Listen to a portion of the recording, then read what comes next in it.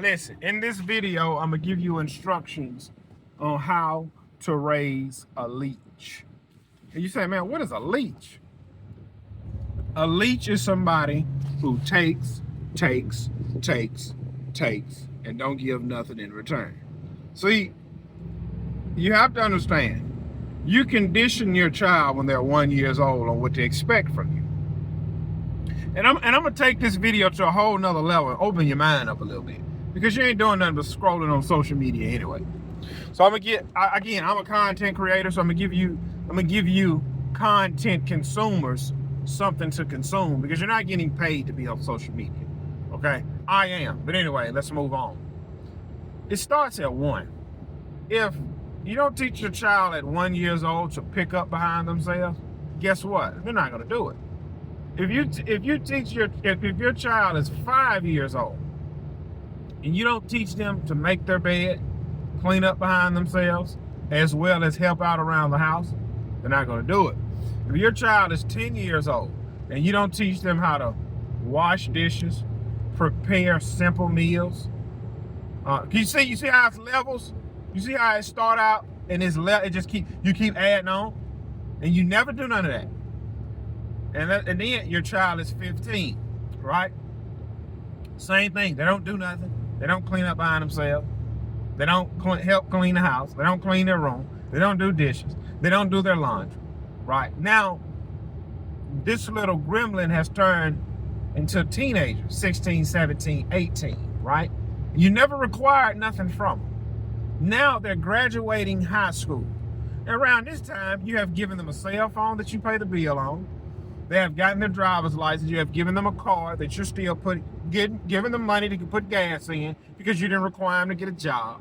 You're still paying their little cell phone bill, and now they're out of school. Either they're in college, where they still will continue to drain you, or they're out of college and just running free and loose. You're gonna look up. You're gonna have a 20, a 21-year-old that's still a leech, and let's hope they're not irresponsible to either create a child. You see how you dig your. I remember somebody told me, if you spoil your kids, you will raise your grandkids, and that is so true. Now imagine this: the only thing that's doing is making your life hard. Now let's go back to parenting.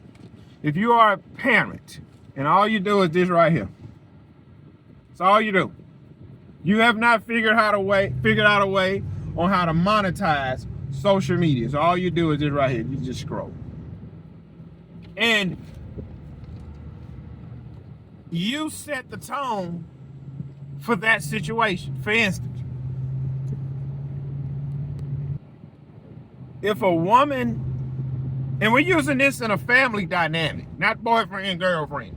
If a woman has a husband, right, and the only thing he do is go to work, come home, kick his boots off, and he plop down on the couch and do this right here, she has allowed him to be that sorry and lazy. If you don't require your husband, when he get home from work, to maybe wash the dishes, maybe do the laundry, maybe help clean up a bit, maybe help get the kids in bed, maybe help with the kids, give them a bath. If she don't require that, he would never do none of it. And same thing with that man. If he comes home and his wife, he walk in the house, the kitchen dirty, the house dirty, kids run around playing, and she's doing this, and nothing's cooked, and he's not getting any peach cobbler on the regular, and this woman sitting there doing it, scrolling, he has allowed that. And I'm gonna say this: how a family turns out is typically the man's fault. Listen, if a woman and a man is working and the house gets foreclosed on, it's the man's fault. If it's a family event that the family need to be at and they're late, it's the man's fault, because he didn't let his significant other be comfortable being late for everything, because he didn't put his foot down and say, listen, this event started at 2:30, were leaving this house at 1:30. He let his family drag their feet to where they're walking out the house at 2:20 for an event that starts at 2:30. My boy, look, this truck making noise like crazy. And that's vice versa. That's vice versa. If a woman isn't working and the man is the main provider, and that woman tells that man, hey, look, I want to get my hair done. Hey, look, I need some more clothes. Hey, look, it's the event I want to go to.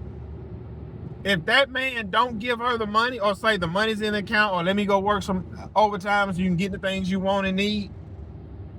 If he doesn't do that, she has set the standard to where, hey, I don't matter. Just do what it is you want.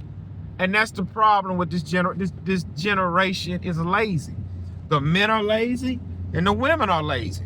The men are to the point to where they see their family need more money. They see their family, we need more money. Let me go work a little overtime or pick up a second job.